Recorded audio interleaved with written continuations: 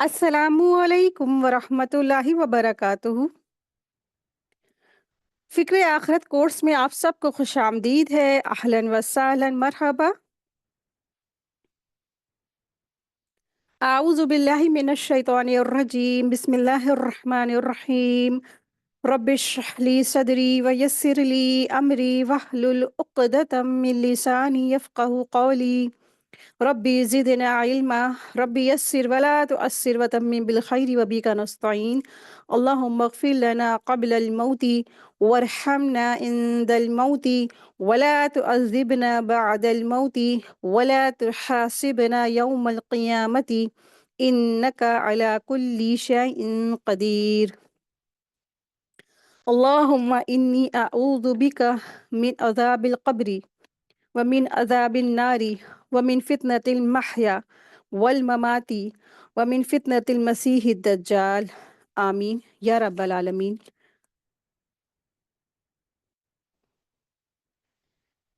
नहमदु व नुसल्ली अला रसूलिहिल करीम अम्मा बाद फ़ाऊज़ु बिल्लाहि मिनश शैतानिर रजीम।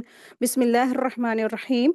अल्हम्दुलिल्लाह, आज हमारा फ़िक्र आखिरत कोर्स का डे 2 है और आज का हमारा लेसन है सूरे अन-नबा आयत 6 टू 10। लम्हा फ़िक्रियात। लम्हा फ़िक्रियात में जैसा कि आप लोगों को बताया था, इसमें हम सब गौर फ़िक्र करेंगे, जानेंगे, कुछ अहादीस से रिलेटेड बातें जानेंगे, जहाँ पे आप सल्लल्लाहु अलैहि वसल्लम ने मौत के बारे में बताया या कब्र के बारे में बताया या आखिरत के बारे में कुछ बातें बताई हों। कुरान से भी हो सकती हैं वो कुछ चीज़ें, और फिर हदीस से भी हो सकती हैं, या फिर सहाबा के अक़वाल हो सकते हैं।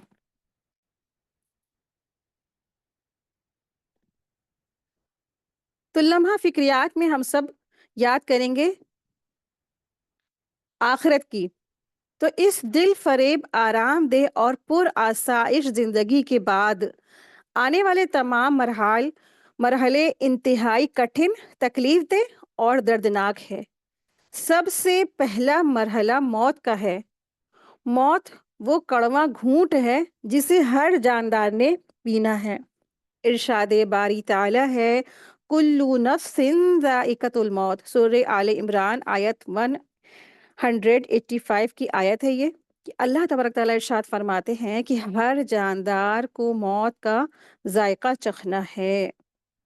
इस तरह से एक और जगह अल्लाह सुब्हानहू व तआला इरशाद फरमाते हैं सूरह क़सस की आयत नंबर 88 में, कुल्लु शैइन हालिकुन इल्ला वजहहू। अल्लाह ताला की ज़ात के अलावा हर चीज़ हलाक होने वाली है। तो अल्लाह सुब्हानहू व तआला सिर्फ़ और सिर्फ़ क्या है? हमेशा हमेशा कायम हैं, बाकी हैं और हमेशा रहने वाले हैं। लेकिन अल्लाह के अलावा हर चीज़ क्या है? फ़ना होने वाली है, ख़त्म होने वाली है। हम सब जो आज यहाँ बैठे हैं, आज से करीब तकरीबन 100 साल के बाद यहाँ नहीं होंगे, कहीं और होंगे, दूसरी ज़िंदगी में। तो हम सब पर एक बार क्या है, फिर से हम लोग 2 बार हम लोगों को ना अल्लाह तबारक तआला ने ज़िंदगी दी है। 2 बार इंसानों को अल्लाह ताला ज़िंदगी देंगे और 2 बार मौत देंगे। तो इससे पहले हम सब भी क्या थे? आलम बरज़ख में मुर्दा थे। फिर अल्लाह ने हम सबको पैदा किया और फिर हम सबको अल्लाह तबारक तआला मौत देंगे। तो मौत और मरने के बाद चूँकि कोई शख़्स वापस नहीं पलटता है, इसलिए ठीक-ठीक से ये बताना कि मरने की कैफ़ियत क्या होती है, मुमकिन नहीं है, पॉसिबल नहीं है। अलबत्ता कुरान और हदीस में मौत की शिद्दत, सख्ती का जो ज़िक्र आया है, उससे अंदाज़ा होता है कि दुनियावी ज़िंदगी की सारी मुसीबतें, सारे रंज, सारे गम, सारी तकलीफ़ें, सारी मुसीबतें इकट्ठी कर दी जाएँ, तो मौत की तकलीफ़ और शिद्दत उनसे ज़्यादा होती है। सूरह क़ाफ़ में आयत नंबर 19 में अल्लाह तबारक तआला इरशाद फरमाते हैं, वजाअ सकरतुल मौति बिल हक़्क़, कि और मौत की सख्ती हक लेकर आ पहुंची। हक से मुराद आलम बरज़ख के हक़ाइक़ और सच्चाइयाँ हैं। फरिश्ते नज़र आ जाते हैं, अज़ाब या सवाब का यकीन उस वक्त इंसान को हो जाता है। खुद रसूल अल्लाह सल्लल्लाहु अलैहि वसल्लम का इरशाद मुबारक है, मौत की तकलीफ़ बड़ी ही सख्त है, मौत की तकलीफ़ बड़ी ही शदीद है। دوسری ایک اور حدیث میں آپ صلی اللہ علیہ وسلم ارشاد فرماتے ہیں، لذتوں کو کاٹنے والی چیز یعنی موت کو کثرت سے یاد کیا کرو۔ رسول رسول اللہ صلی اللہ علیہ وسلم نے جس مرض میں وفات پائی، اس میں آپ صلی اللہ علیہ وسلم کے اضطراب اور بے چینی کا یہ عالم تھا کہ پانی کا پیالہ ساتھ رکھا تھا، جس میں بار بار ہاتھ مبارک ڈالتے اور چہرے پہ ملتے، اپنی چادر کبھی چہرے مبارک پر ڈالتے اور کبھی ہٹا لیتے۔ آپ صلی اللہ علیہ وسلم پر جب یہ موت کی غشی طاری ہونے لگی تو آپ صلی اللہ علیہ وسلم اپنے چہرے مبارک سے پسینہ پوچھتے اور فرماتے جاتے، سبحان اللہ، موت کے لیے بڑی سختیاں ہیں۔ یہ بخاری کی حدیث تھی۔ زندگی کے آخری لمحات میں رسول اللہ صلی اللہ علیہ وسلم کی زبان مبارک میں لکنت آ گئی تھی۔ حضرت عمرو بن عاص رضی اللہ عنہ اپنی زندگی میں اکثر کہا کرتے تھے، مجھے ان لوگوں پر تعجب ہے جن کے حواس موت کے وقت درست ہوتے ہیں مگر موت کی حقیقت بیان نہیں کرتے ہیں۔ حضرت عمرو بن عاص رضی اللہ عنہ جب خود موت کے کنارے پہنچے تو حضرت عبداللہ بن عباس رضی اللہ عنہ نے انہیں ان کی بات یاد دلائی۔ حضرت عمرو رضی اللہ عنہ نے ٹھنڈی سانس لی اور کہنے لگے، موت کی کیفیت ناقابل بیان ہے، بس اتنا بتا سکتا ہوں کہ مجھے ایسا معلوم ہو رہا ہے گویا آسمان زمین پر ٹوٹ پڑا ہے اور میں دونوں کے درمیان ہوں پس رہا ہوں۔ میری گردن پر جیسے کوئی پہاڑ رکھا ہوا ہو، پیٹ میں کھجور کے کانٹے بھرے ہوئے ہوں، اور ایسے معلوم ہو رہا ہے جیسے میری سانس سوئی کے ناکے سے گزر رہی ہے، یعنی سانس لینے میں اتنی تکلیف ہو رہی ہے۔ حضرت شداد بن اوس رضی اللہ عنہ کہتے ہیں کہ موت کا لمحہ دنیا اور آخرت کی تمام ہولناکیوں سے زیادہ ہولناک ہے، اور یہ آروں کے چیرنے سے زیادہ اذیت ناک ہے، کینچیوں کے کاٹنے سے زیادہ سخت اور ہانڈیوں کے ابلنے سے زیادہ تکلیف دہ ہے۔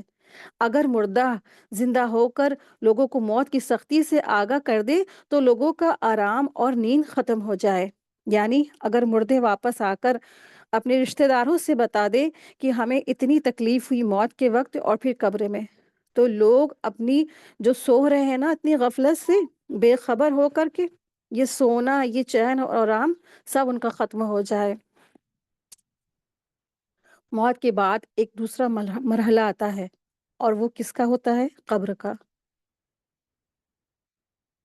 قبر وہ کٹھن گھاٹی ہے جس کے بارے میں اللہ کے رسول صلی اللہ علیہ وسلم نے ارشاد فرمایا، میں نے قبر سے زیادہ سختی اور گھبراہٹ والی جگہ کوئی اور نہیں دیکھی ہے۔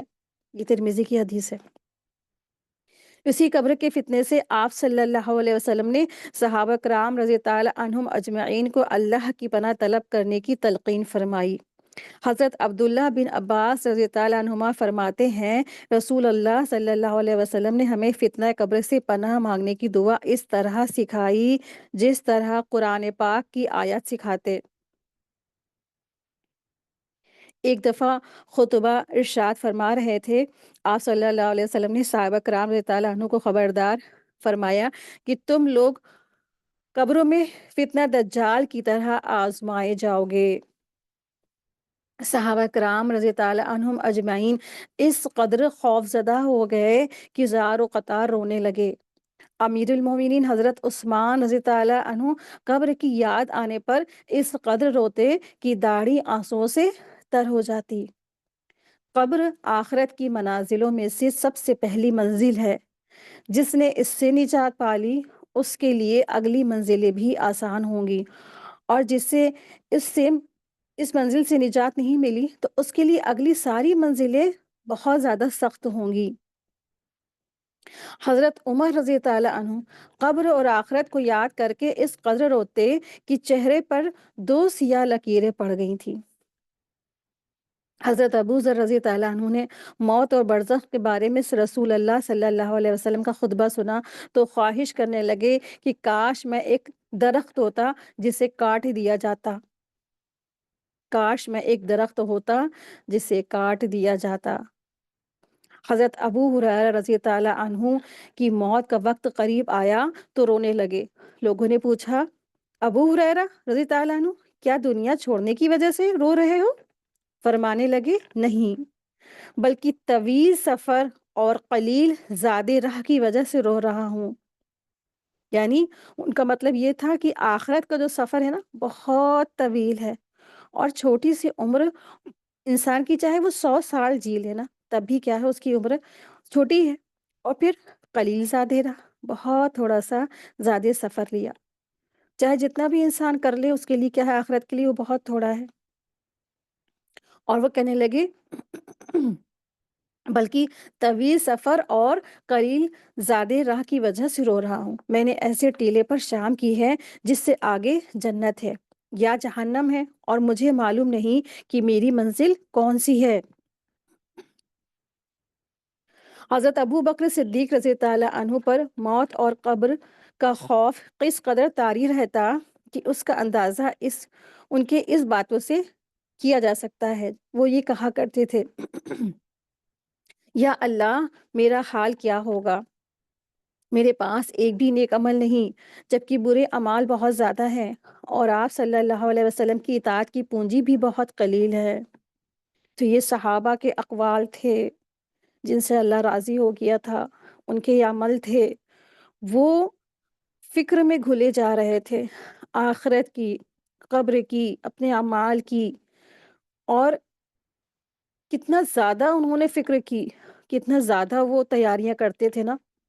यहाँ तक कि एक सहाबी थे, तो वो बताने भी लगे कि मुझे ऐसा महसूस हो रहा है कि मेरे पेट में खजूर के कांटे हैं, कि खजूर के दरख्त के कांटे हैं, मेरे ऊपर ज़मीन और आसमान में बीच में मैं क्या पिस रहा हूँ। ऐसे बयान करा। अल्लाह इनसे राज़ी हो गया। रज़ी अल्लाह अन्हु का इनको सर्टिफ़िकेट मिला। इनका ये हाल था। और हम और आप कैसे गफ़लत में ज़िंदगियाँ गुज़ार रहे हैं, गाफ़िलों की तरह। बिल्कुल भूले बैठे हैं ना सब कुछ, कुछ तैयारी नहीं। और बस ये सोचता है इंसान, कल होगा तो देखा जाएगा, मरेंगे तो देख लेंगे ना। नहीं देख पाएँगे, बहुत तकलीफ़ होती है। अभी अमल करेंगे ना अच्छे-अच्छे, तब इंशाअल्लाह आसानी से रूह परवाज़ करेगी, शहादत की मौत नसीब होगी। जब हम उसके लिए कोशिश करेंगे, जब हम उसके लिए तगो-दो करेंगे, जब हम उसके लिए दौड़-धूप करेंगे, बैठे-बिठाए कुछ नहीं मिलने वाला इंसान को। तो सहाबा का हाल था ये, तड़पते रहते थे आखिरत की याद के साथ में।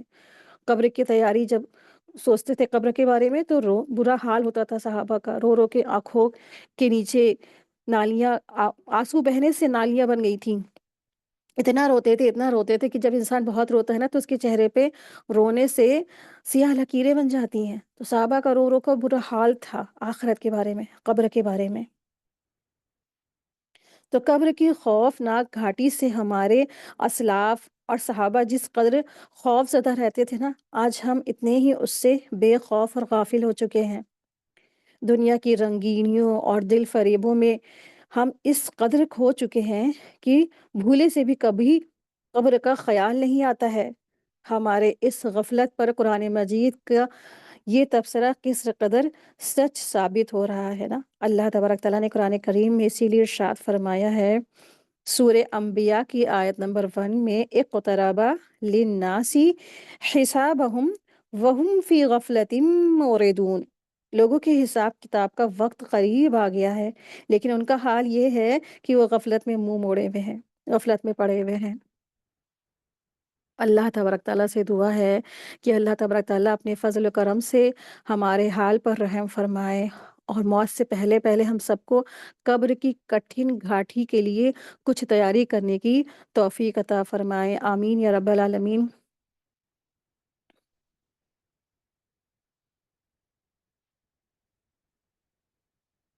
ज़ादे आखिरत, आखिरत की तैयारी में बहुत इम्पोर्टेंट है कि इंसान नेकियों की तरफ सबकत करे, फ़राइज़ की अदायगी करे, तौहीद पर इस्तिक़ामत करे, बिदअत से बचे, और अल्लाह तबारक तआला के फ़राइज़ जो अहकाम हैं उनकी पाबंदी करे। फिर उसके साथ-साथ कुछ ऐसे अमल है जिनकी वजह से इंशाअल्लाह जो मीज़ान है, इंसान के जो मीज़ान है, तराज़ू है, वो भर जाएगा इंशाअल्लाह। हज़रत मुअक्क़ल इब्न यसार रज़ी ताला انہوں سے روایت ہے کہ نبی کریم صلی اللہ علیہ وسلم نے ارشاد فرمایا، جو شخص صبح 3 مرتبہ اعوذ باللہ السمیع العلیم من الشیطان الرجیم پڑھے، پھر سورہ حشر کی آخری 3 آیات ایک بار پڑھے، تو اللہ تبارک تعالیٰ اس پر 70,000 فرشتے مقرر کرتے ہیں جو شام تک اس کے لیے استغفار کرتے رہتے ہیں، اور اگر اس دن اسے موت آئے گی تو شہید مرے گا، اور جو شخص شام کو اس کو پڑھ لے تو اس کو بھی یہی درجہ حاصل ہوگا، یعنی 70,000 فرشتے صبح تک اس کے لیے استغفار کرتے رہیں گے، اور اگر اس رات میں مر گیا تو شہید ہوگا۔ تو صبح شام کے اذکار میں اس کو شامل کرے۔ سورہ حشر کی آخری 3 آیات کی یہ فضیلت ہے، اور مسند احمد کی یہ حدیث ہے، 20572 اس کا نمبر ہے، اور اس میں سورہ حشر کی جو آخری 3 آیات ہے اس میں اللہ تبارک تعالیٰ کے نام ہے، نام کا ذکر ہے، اللہ کی صفات کا ذکر ہے، اور اس کو پڑھنے سے آپ دیکھیں کہ 70,000 فرشتے جو پڑھنے والا ہے اس کے حق میں استغفار کریں گے۔ تو ہمیں تو نہیں پتا نا کہ ہم جو اللہ سے توبہ کرتے، استغفار کرتے، وہ ہمارا کرنا بھی کیسا ہے، مخلص ہے بھی کہ نہیں ہے، کہ اللہ قبول کر رہا ہے۔ اور پھر آپ دیکھیں کہ ایک ایسی مخلوق جو بے گناہ ہے، جو اللہ کے نور سے بنی ہوئی ہے، ایسی مخلوق جب اس بندے کے حق میں استغفار کرے گی نا، تو پھر آپ دیکھیں کتنی زبردست ہے نا، کہ انشاءاللہ اللہ کے یہاں اس کی جو ہے گناہ معاف کیے ہی جائیں گے۔ ایک بزرگ فرماتے ہیں کہ میں روزانہ صبح شام 70,000 فرشتوں کو اپنے لیے استغفار کی ڈیوٹی پر لگا کر جو ہے پھر ناشتہ کرتا ہوں۔ ایک بزرگ فرماتے ہیں، تو یہ اسلاف کے عمل ہیں، بزرگوں کے عمل ہیں، تو بڑی بڑی تفسیروں میں اس چیز کو لکھا ہوا ہے، کوٹ کیا ہوا ہے، تو آپ سب بھی اس عمل کو ضرور اپنے صبح شام کے اذکار میں شامل کریں انشاءاللہ تعالی۔ لفظی ترجمہ ہے سورہ نبا کی آیت 6 سے 10 تک کی۔ آیت 6 دیکھیں، بسم اللہ الرحمن الرحیم، علم کیا نہیں، نجعل ہم نے بنایا، الارض زمین کو، مہادا بچھونا۔ آیت 7، والجبال اور پہاڑوں کو، اوتادا میکھیں۔ آیت 8، وخلقناکم اور پیدا کیا ہم نے تمہیں، ازواجا جوڑا جوڑا۔ آیت 9، وجعلنا اور بنایا ہم نے، نومکم تمہاری نیند کو، سباتا آرام کا ذریعہ۔ آیت 10، وجعلنا اور بنایا ہم نے، اللیل رات کو، لباسا لباس۔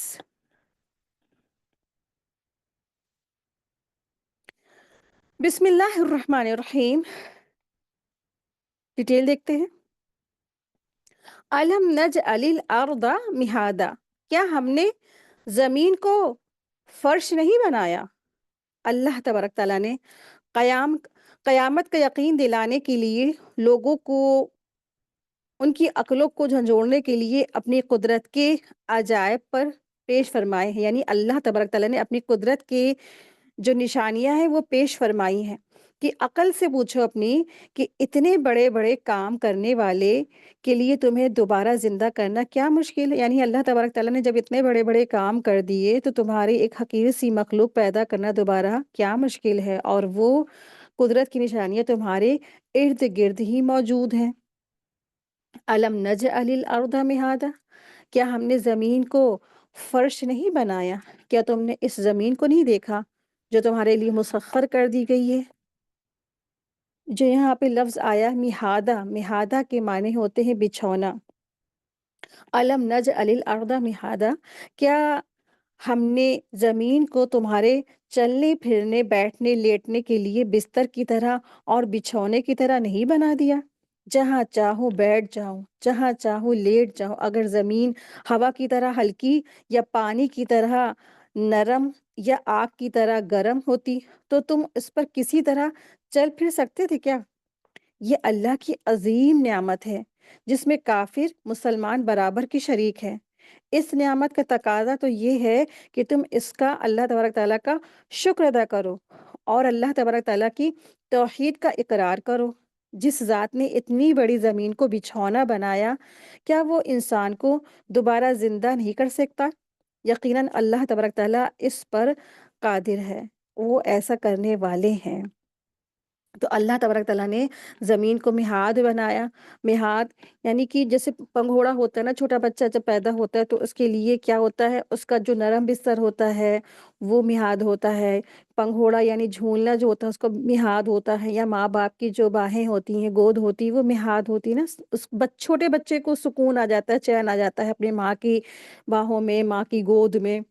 تو اللہ تبارک تعالیٰ نے انسانوں کے لیے اس زمین کو، فرش کو مہاد بنایا ہے، یعنی فرش کی طرح تم زمین پر چلتے پھرتے ہو، سارے کام کاج کرتے ہو۔ زمین کو اللہ تعالیٰ نے ڈولتا ہوا نہیں بنا دیا کہ اگر مان لو یہ اگر ہلتی ہی رہتی ہمیشہ اور جھولتی ہی رہتی، جیسے ایک جھولا ہوا میں جھول رہا ہوتا ہے، مان لو تم ایسے ہی اس زمین پہ بیٹھے ہوتے تو تم اتنی آسانی سے سارے کام کاج کر سکتے تھے نا؟ نہیں، اللہ تبارک تعالیٰ نے زمین کو ساکن بنایا، پرسکون بنایا، تاکہ تم اس میں کیا کرو، تم اللہ کا شکر ادا کرو، اللہ کے احکامات کو نافذ کرو، اللہ کی مرضی کے مطابق اپنی زندگیوں کو گزارو، نہ کہ بس اس زمین کی، اس دنیا کی رنگینیوں میں بس تم کھو کے رہ جاؤ۔ آیت 7 دیکھیں، والجبال اوتادا، اور پہاڑوں کو میکھے بنایا۔ اللہ سبحانہ تعالیٰ ارشاد فرما رہے ہیں کہ ہم نے پہاڑوں کو میکھے بنایا۔ اللہ تبارک تعالیٰ فرماتے ہیں کہ اللہ تعالیٰ کی اس رحمت کو دیکھو، اللہ تعالیٰ کی اس قدرت کو دیکھ لو، کیا عقل میں تمہارے آ سکتا ہے کہ اتنی بڑی زمین کو ہم نے کس طرح پیدا کیا، اور پھر کس طرح اس کو بچھونا بنا دیا، اور پھر اس کے بعد اللہ تبارک تعالیٰ نے اس کا بیلنس، اس کا توازن قائم کرنے کے لیے اور مسلسل زلزلے کی کیفیت سے بچانے کے لیے اللہ تبارک تعالیٰ نے اس میں پہاڑوں کو میکھی کی طرح گاڑ دیا۔ جیسے آپ نے دیکھا ہوگا کہ دیواروں پہ جب آپ کوئی کیل کو ٹھوکتے ہیں نا، تو کیل کا تقریباً 70% جو حصہ ہوتا ہے نا وہ دیوار کے اندر چلا جاتا ہے، اور 30% حصہ جو ہوتا ہے وہ باہر رہتا ہے۔ تو اللہ تبارک تعالیٰ نے جو پہاڑ ہے نا، ان کو بھی انہی میخوں کی طرح گاڑ دیا، تاکہ یہ زمین انسان کو لے کر کے ڈولنے نہ لگے، ہلنے نہ لگے، چلنے نہ لگے۔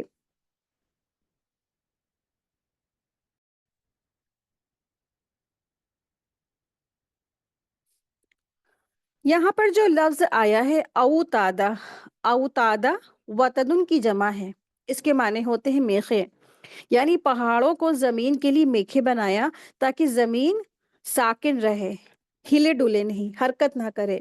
کیونکہ نا اگر زمین ہر وقت ہلتی ڈلتی رہتی تو اس پر زندگی گزارنا، زندگی بسر کرنا بہت مشکل ہو جاتا۔ اللہ تبارک تعالیٰ نے اس کو ایسا بہترین نظام سے بنایا کہ اس میں اللہ نے میخے کی طرح پہاڑ رکھے۔ آپ نے دیکھا ہوگا کوئی بھی جب آندھی وغیرہ آتی ہے یا کچھ چیزیں آپ پھیلاتے ہیں نا، آپ ہم سب خواتین ہیں، کبھی نہ کبھی ایسا موقع آتا ہے کہ انسان دھوپ میں کچھ چیز سکھا رہا ہوتا ہے، روپٹوں پہ یا برساتی پہ پاپڑ سکھاتا ہے، اچار سکھاتا ہے، چیزیں سکھاتا ہے، تو چاروں طرف کیا کرتا ہے نا، اس کے بھاری وزنی چیزیں رکھتا ہے نا، ویٹڈ چیزیں رکھتا ہے، تاکہ وہ جو پولیتھین ہے، وہ جو روپٹا ہے، جو وہ چادر ہے، کہیں اڑ نہ جائے۔ ٹھیک اسی طرح اللہ تبارک تعالیٰ نے یہ پہاڑ رکھ دیے تاکہ یہ زمین لے کر انسانوں کو اڑ ہی نہ جائے۔ اور اللہ نے تو اتنے زبردست طریقے سے پہاڑ رکھے ہیں کہ 30% حصہ اوپر ہے، جبکہ 70% حصہ نیچے ہے، نیچے کی طرف ہے۔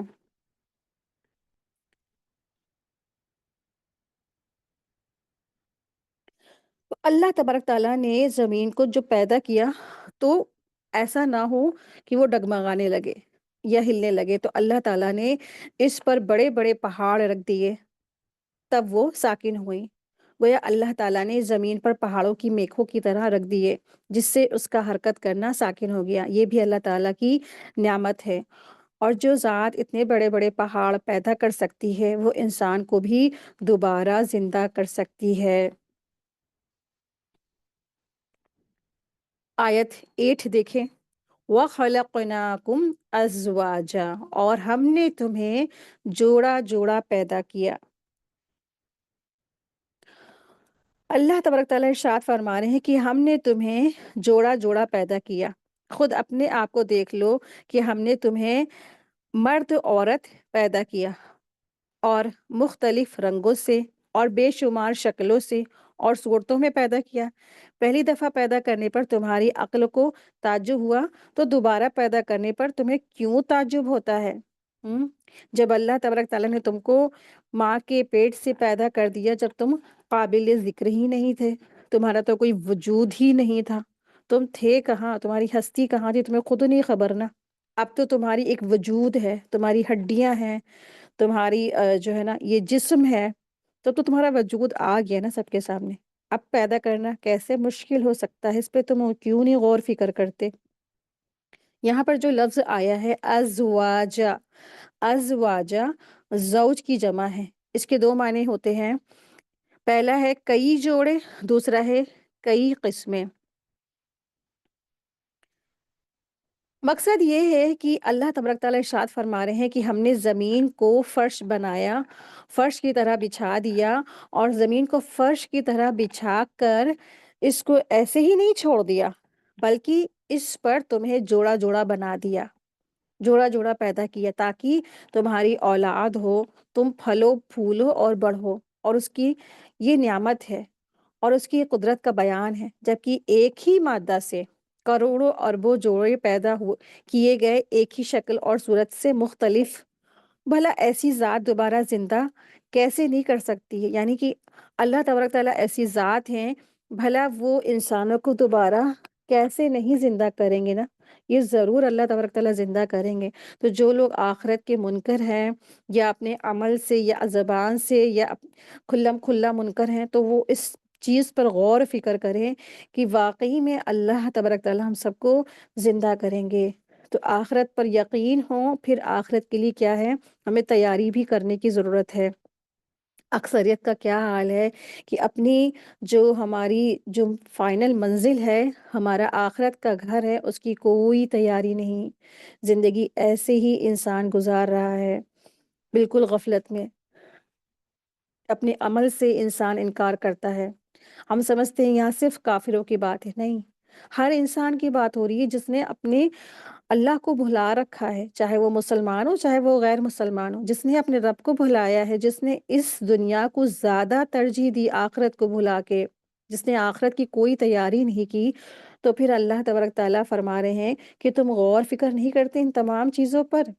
اس زمین کو غور فکر کرو، اس چیزوں کو دیکھو، یہ مرد عورت کو دیکھو، جوڑے جوڑے پیدا کیے گئے، ہر چیز جوڑے میں ہے، ایک دوسرے کے لیے سکون کا باعث بنایا، اور پھر نسل انسانی کی وقع ہوئی۔ تو یہ ایک جو چیزیں چل رہی ہیں، جو ایک اللہ تبارک تعالیٰ کے یہ حکم سے سب کچھ ہو رہا ہے، تو یہ کیا بنا مقصد تھوڑی نہ ہو رہا ہے؟ اللہ تبارک تعالیٰ نے ایک خاص مقصد کے تحت اس سب کو سر انجام دیا۔ آیت دیکھیں، آیت نمبر ہے 9 ہے، وَجَعَلْنَا نَوْمَكُمْ سُبَاتًا، اور ہم نے تمہاری نیند کو باعث آرام بنا دیا۔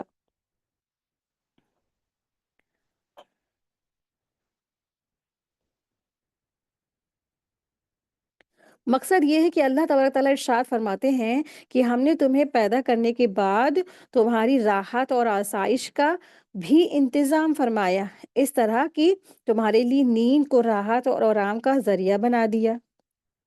اگر غور کیا جائے تو یہ اللہ تعالیٰ کی بہت بڑی نعمت ہے، اور ہے بھی یہ مفت میں، فری میں ملتی ہے نا، اس کے لیے کچھ ہمیں خرچ بھی نہیں کرنا پڑتا ہے، جب چاہو جتنا لے لو نا۔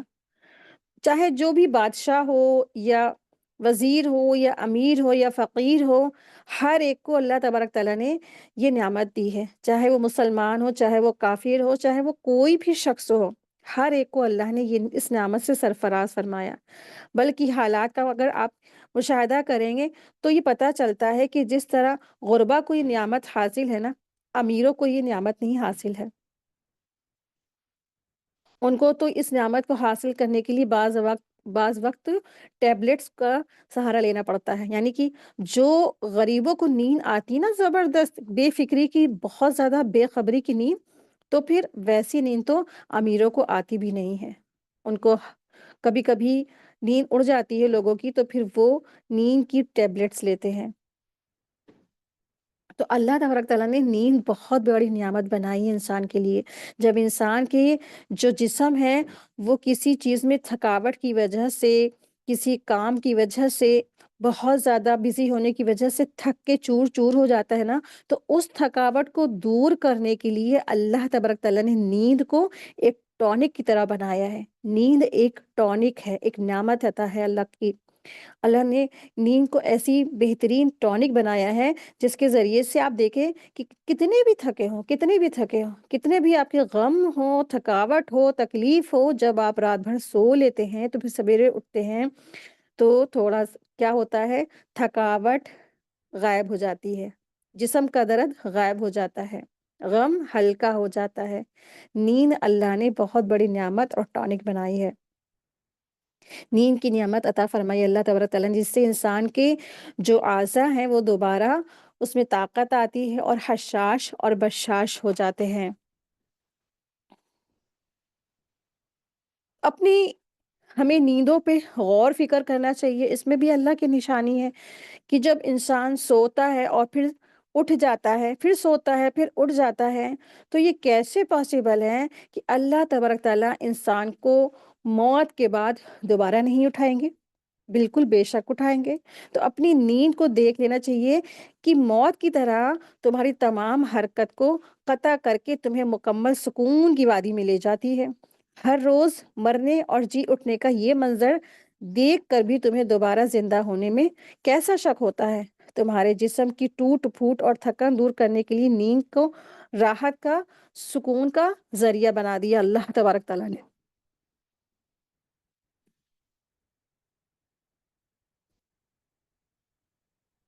یہاں پر جو لفظ آیا ہے وَجَعَلْنَا نَوْمَكُمْ سُبَاتًا، سباتا جو لفظ ہے سبد سے ہے، یعنی سین با تا سے ہے، سبد سے نکلا ہے، جس کے معنی ہوتے ہیں راحت، سکون، مونڈنے اور کاٹنے کے ہیں۔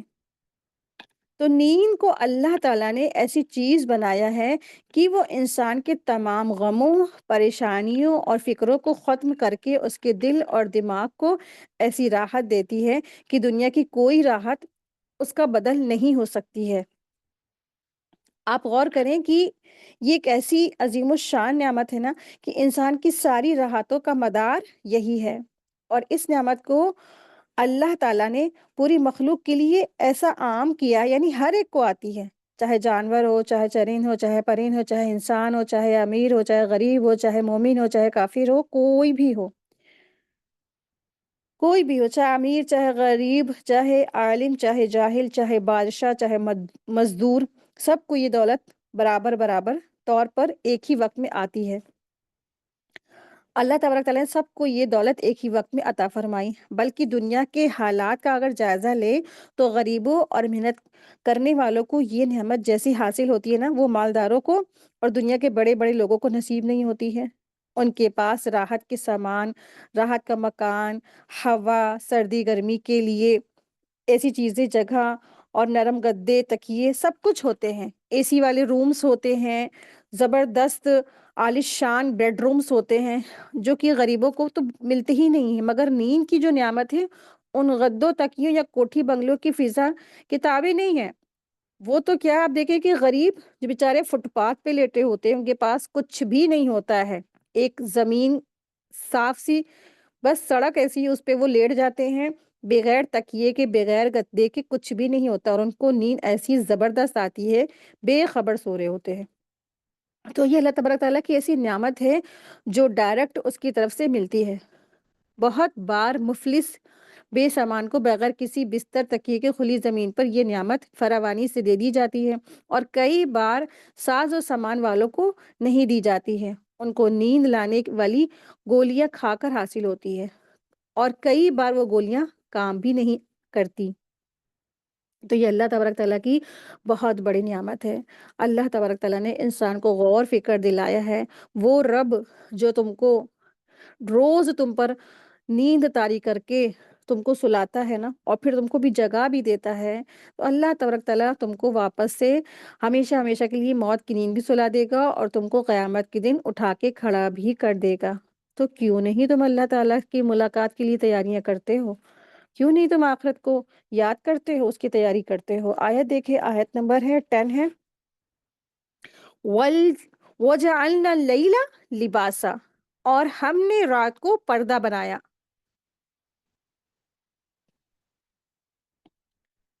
اللہ تبارک تعالیٰ فرما رہے ہیں یعنی رات کو ہم نے چھپانے کی چیز بنا دیا۔ اشارہ اس طرف ہے کہ انسان کو فطری طور پر نیند اس وقت آتی ہے جب روشنی زیادہ نہ ہو، ہر طرف سکون ہو، شور شغف نہ ہو۔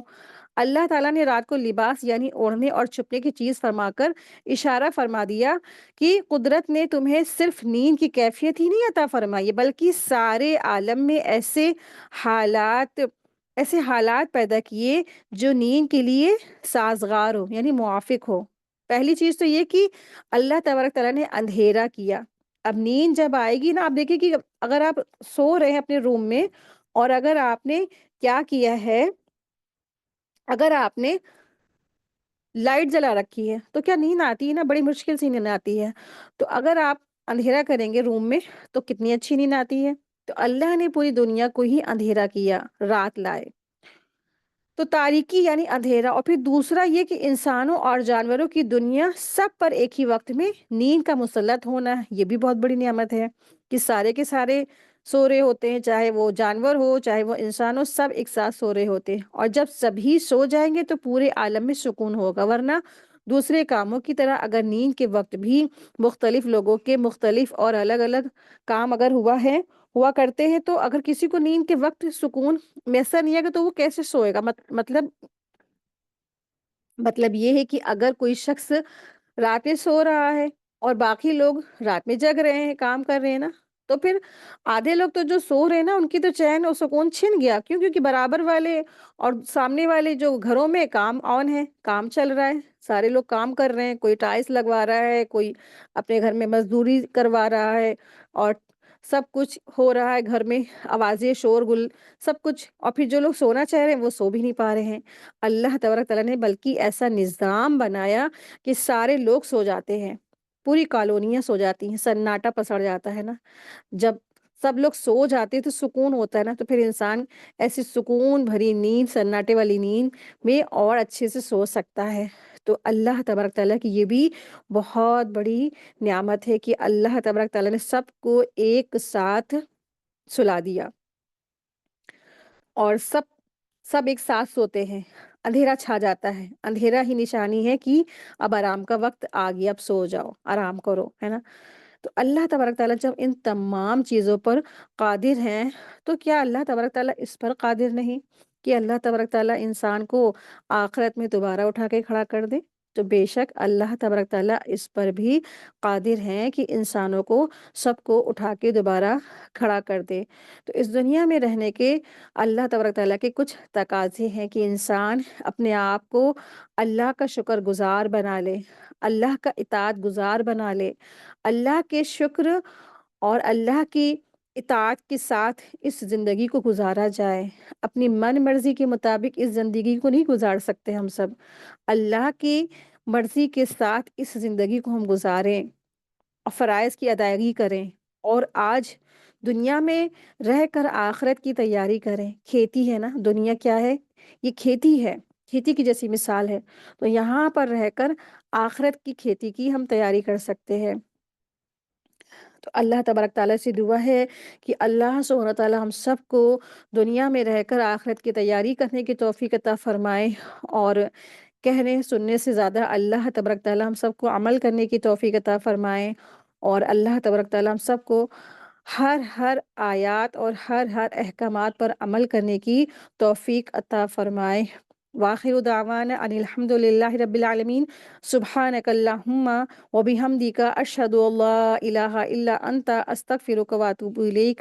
السلام علیکم ورحمۃ اللہ وبرکاتہ۔ جزاکم اللہ خیرا کثیرا۔ آمین یا رب العالمین۔